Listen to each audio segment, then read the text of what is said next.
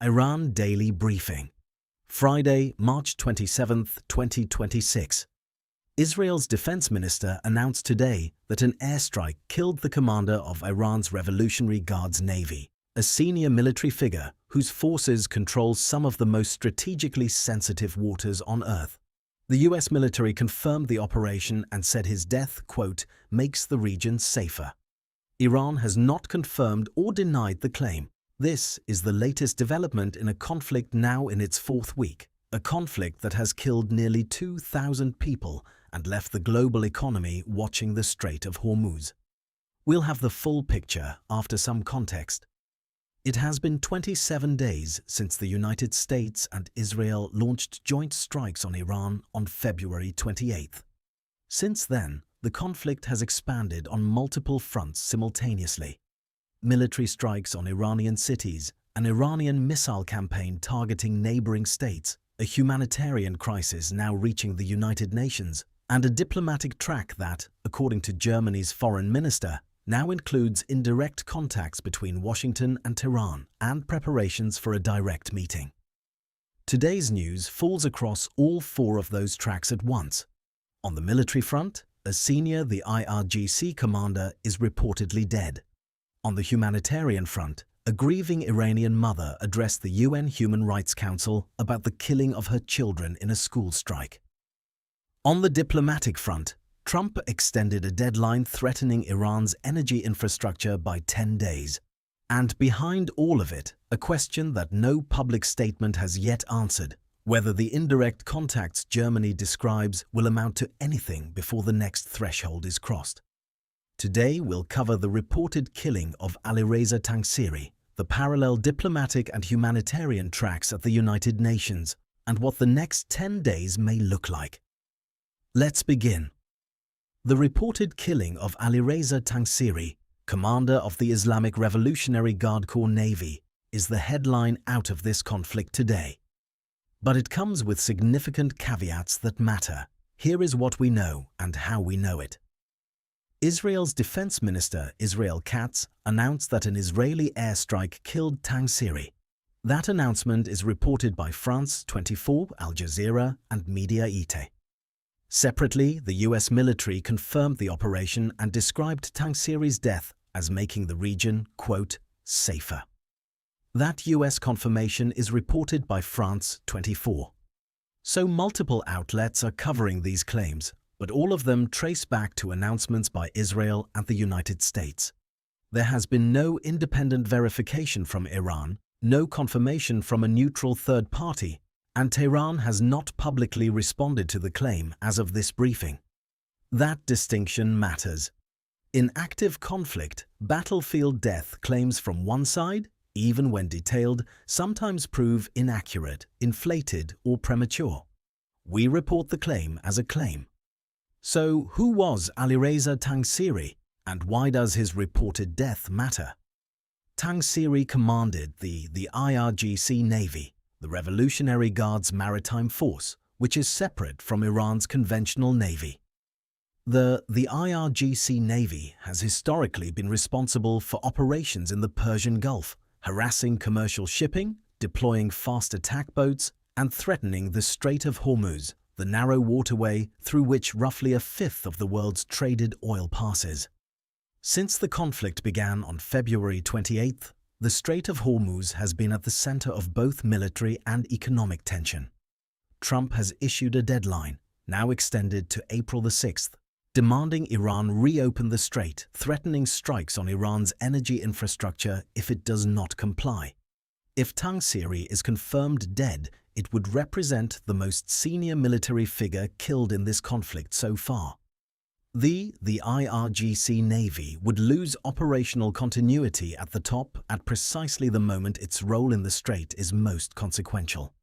A replacement would need to be identified and integrated during active hostilities, a significant disruption in any military chain of command. But the absence of Iranian confirmation cuts both ways. It could mean the claim is inaccurate. It could also mean Tehran is deliberately withholding confirmation to avoid a domestic and military morale impact. Iran's government has, throughout this conflict, been careful about what it acknowledges publicly. Multiple outlets are reporting these claims, France 24, Al Jazeera and others, but all traced to announcements by Israel and the United States, with no independent verification from Iran or third parties. That sourcing structure should shape how much weight we assign it at this stage. The specific thing to watch for, whether Iran issues a statement acknowledging or denying Tangsiri's fate, and whether the IRGC Navy's operational tempo in the Gulf shifts in the coming days. Those would be the first concrete indicators of whether this claim holds. Story 1. The diplomatic track, dismissals, signals, and a possible meeting. While the military story dominates the headlines, there is a parallel diplomatic track that deserves careful attention, partly because of what is happening and partly because of how contradictory the signals are. Start with the most concrete piece of information. Germany's Foreign Minister Johann Wadephul said on Friday that indirect contacts between the US and Iran have taken place and that preparations have been made for a direct meeting in Pakistan. That is significant. It is the first time a senior Western official has publicly described preparations for a direct meeting. Not a hope, not a possibility, but preparations. The framing matters. Wadephul described these as taking place through what German officials describe as indirect contacts and possibly direct channels. Now layer in the contradictions. Tehran dismissed Donald Trump's 15-point ceasefire plan. Trump responded by claiming Iran was, quote, begging to make a deal, and that he was not the one pushing for negotiations. France 24's reporter Reza Sayah, reporting from Tehran, says Iranian leaders do not consider the current exchanges with Washington to be legitimate negotiations. And the Trump administration claimed at a cabinet meeting that there were strong signs a ceasefire deal could soon be reached. So, in a single news cycle, you have a US-Iran meeting being prepared in Pakistan, Iran rejecting the US ceasefire plan, Trump claiming Iran is desperate for a deal, Tehran saying there are no real negotiations, and the Trump cabinet expressing optimism about an imminent deal. These are not necessarily contradictions that cancel each other out. Diplomatic backchannels and public dismissals frequently coexist. Governments often publicly reject proposals they are privately exploring to avoid appearing weak domestically. That pattern is common enough in conflict diplomacy that it should not be read as proof talks are going nowhere. Two analysts offer useful framing here. Aaron David Miller, former State Department Middle East negotiator and senior fellow at the Carnegie Endowment for International Peace, said Iranians are ready for serious negotiation. Danny Citrinowicz, senior researcher in the Iran and Shiite Axis program at the Institute for National Security Studies, offered a harder read. The Iranian regime interprets its ability to endure the war as a form of strategic success. If that analysis is correct, Tehran has less incentive to move quickly toward a deal. Enduring is itself a message. The specific thing to watch, whether the reported direct meeting in Pakistan takes place and whether either side publicly acknowledges it. Story 2. The humanitarian track, MINAB, the UN and war crimes. Claims alongside the military and diplomatic tracks, a humanitarian one is now playing out in Geneva. Iran's Foreign Minister Abbas Araghchi addressed the UN Human Rights Council today regarding the February 28th strike on the Shajare Tayyebe Elementary School in Minab in southern Iran. He characterized the attack as killing more than 175 students and teachers and described it as a, quote, calculated, phased assault by the United States, and called it a war crime and a crime against humanity. Also addressing the council was Mohadeseh Falahat, an Iranian mother whose 2 children were killed in the Minab attack. Al Jazeera reported her appearance. The combination of a foreign minister and a bereaved parent at the UN's top human rights forum in the same session is a deliberate diplomatic and moral strategy, pairing legal argument with human testimony. UN Human Rights Chief Volker Turk told the council that the bombing of the school evoked, quote, visceral horror. In the material available to this briefing, no public U.S. response to the war crimes characterization has been identified, but we cannot confirm whether Washington has addressed it in other forums. The broader death toll context. The International Federation of Red Cross and Red Crescent Societies, citing figures from the Iranian Red Crescent, puts the total killed since February 28 at more than 1,900. That figure comes from a humanitarian organization, not a government, which gives it a degree of independence, while also noting it relies on Iranian Red Crescent data, which cannot be independently verified from outside the country.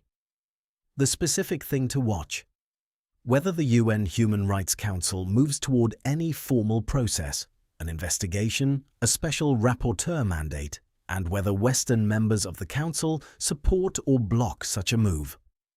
Story 3. The Strait, the deadline, and the economic pressure.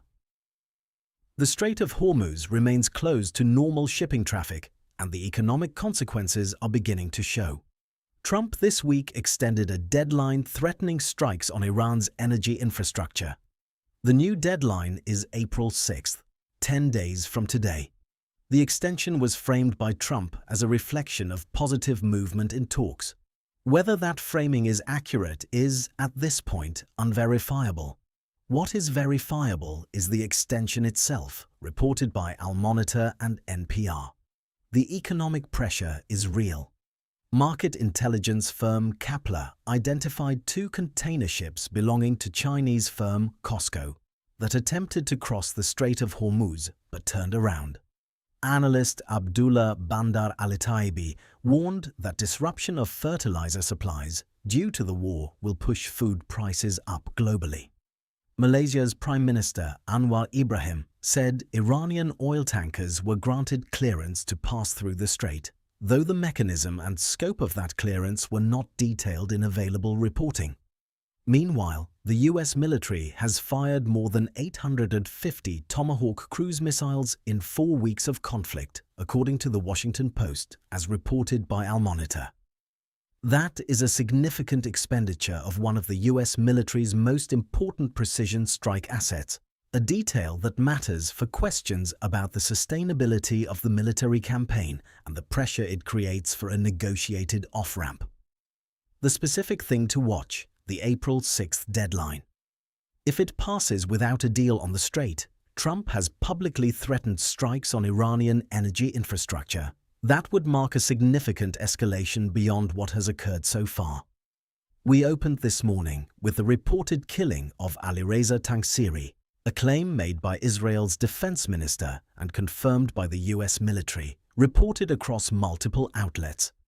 Now that you have the full context, here is why it matters beyond the headline.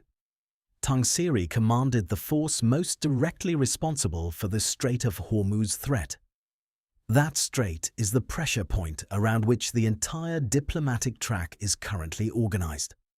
Trump's April 6th deadline, the indirect contacts Germany has described, the preparations for a meeting in Pakistan, all of it connects to whether Iran will or won't reopen that waterway. The reported death of the IRGC Navy commander in the middle of that standoff is not simply a military development. It lands directly on the negotiating table. It could shift Iran's calculus in either direction. A weakened military chain of command might create pressure to de-escalate, or it could harden the position of those within Tehran who, as Citrinovich observed, see endurance itself as the strategy. We don't know which way this will cut. What we do know is that the claim has not been confirmed by Tehran, that the US and Israeli governments have strong incentives to publicize it regardless of full verification, and that the next 72 hours of Iranian public statements, or silence, will be worth watching closely. Here are the specific things to watch in the next 24 to 48 hours. The April 6th deadline. Trump extended the Strait of Hormuz deadline by 10 days. That means the window for a negotiated resolution on the strait is now 10 days long. Watch for any movement from either side that signals whether that window is being used. Silence from Tehran and Washington alike would itself be a signal. The Pakistan meeting. Germany's foreign minister said preparations are underway for a direct US-Iran meeting in Pakistan. Watch for any confirmation or denial from either Washington or Tehran. If the meeting is acknowledged, watch for the level of the officials involved. The seniority of who attends tells you how seriously each side is treating it. Iranian confirmation or denial of Tangsiri's death. Tehran has not responded to the Israeli announcement. Every hour of silence is a data point. A formal denial would immediately reframe the story. An acknowledgement, even indirect, would confirm a significant military loss. The UN Human Rights Council. Following today's session, IRGC's war crimes characterization, Volker Türk's statement, and the testimony of a bereaved mother, watch for whether council members call for a formal investigation or inquiry mechanism. The positions of European members, in particular, will signal how far Western governments are willing to distance themselves from the US-Israeli military campaign on humanitarian grounds. Iran's energy infrastructure. BBC reporting identifies Karg Island as home to one of the most critical components of that infrastructure, though no source has specified it as a named target. If the April 6th deadline approaches without movement on the strait, Trump's threat to strike energy facilities becomes the primary flashpoint. Watch for any indication, from military positioning, diplomatic channels, or official statements, that either side is preparing for that scenario. Bahrain's missile interceptions. Bahrain's military reported intercepting 154 missiles fired from Iran since the conflict began. That number, alongside Israeli opposition leader Yair Lapid's comment that the Israeli military is stretched to the limit and beyond, raises questions about the sustainability of the current operational tempo on multiple sides. Watch for any statements from Gulf states about their capacity and willingness to continue absorbing this pressure.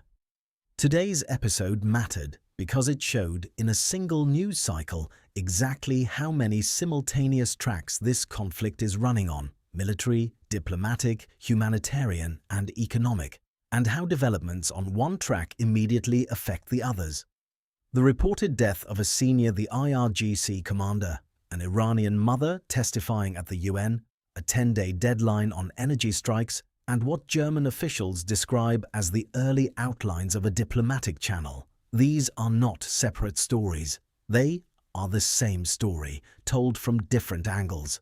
Tomorrow, we'll track whether any of today's signals translate into movement.